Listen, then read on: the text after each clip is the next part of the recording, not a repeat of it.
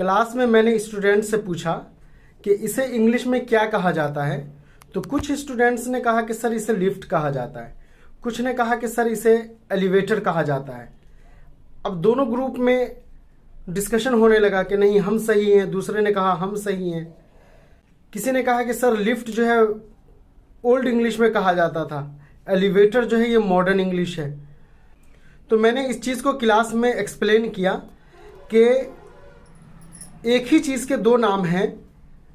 Elevator US English में कहा जाता है, जबकि सेम चीज़ को लिफ्ट यूके इंग्लिश में कहा जाता है। चलिए कुछ वर्ड्स हम इस तरह के देखते हैं। मिटन, जिसके ज़रिए हम पेंसिल का लिखा हुआ मिटाते हैं, उसे यूएस में इरेजर कहा जाता है, जबकि यूके में रबर कहा जाता है। सोफ़ा, जिस पे हम बैठते हैं, उसे यूएस में काउच कहा जाता है और यूके में सोफ़ा कहा जाता है।